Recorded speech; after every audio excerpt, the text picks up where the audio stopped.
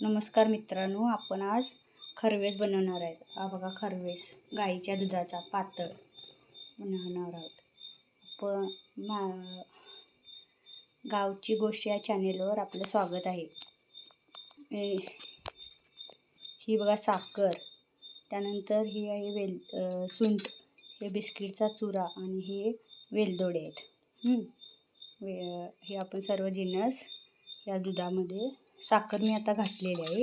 ते ढवळून घेतल्यानंतर साखर आता ही विरघळली बघा, पूर्ण विरघळल्यानंतर आपण हा टोप गॅसवर ठेवणार आहोत। गॅसवर ठेवल्यानंतर आपण गॅस आहे ना अलगद असा लावणार आहे। मंद आचेवर असा हा गॅस लावणार आहोत। मंद आचेवर गॅस लावल्यानंतर साखर विरघळली का बघायची, पूर्ण साखर विरघळाली ना, विरघळू द्यायची पूर्ण साखर विरघळल्यानंतर काय ते हळूहळू साखर विरघळली जाते। आणि त्याच्यामध्ये ना आपण काय काय घालायचं आहे, वेलची पूड घालायची आहे।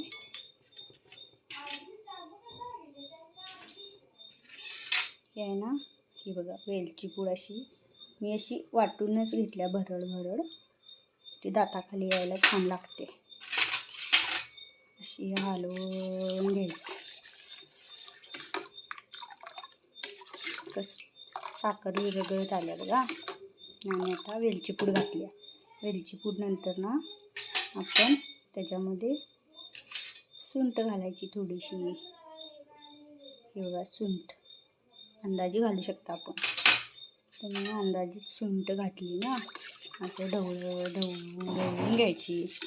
ढवळून साखर पूर्ण विरघळली बघा। आता साखर विरघळल्यानंतर पण आहे ना, हा बिस्किटचा चुरा आहे ना, असा हा बिस्किटचा चुरा सोडत ढवळायचा आहे ना, हा असा सोडायचा आणि पूर्ण हलवून घ्यायचा बघा। आता हा कसा हलवून घेतला की मिक्स होत जातो ना। मिक्स झाला की आणि पुन्हा असलं तर घालायचा बिस्किटचा चुरा। बिस्किटचा चुरा मिक्सरला सुद्धा बारीक करू शकता, किंवा असं बारीक वाटून सुद्धा घेऊ शकता। पावडर त्याची करून घेऊ शकता। पावडर करा किंवा मिक्सरला वाटून घ्या, जसं जमेल तसं तुम्ही करा। हा बघा खरवेस हळूहळू बघा हे व्हायला लागलाय, शिजायला लागलाय आता। हे बघा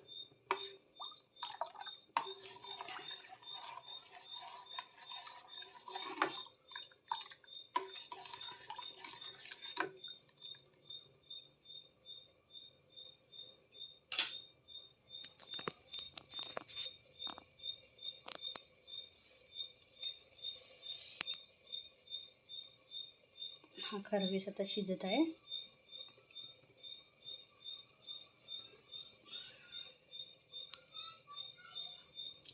खरवेस कसा शिजत आहे, लाईट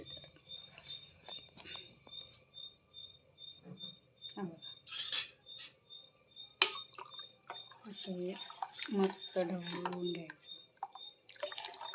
असं ढवळून घ्यायचा। चॅनेल माझं नवीनच आहे बघा।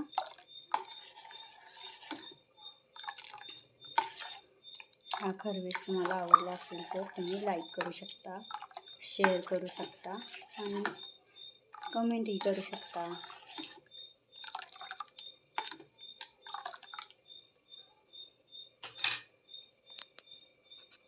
हा बघा खरवेस, हा बघा कसा घट्ट झाला। थंड झाल्यावर आपण खाऊ शकता।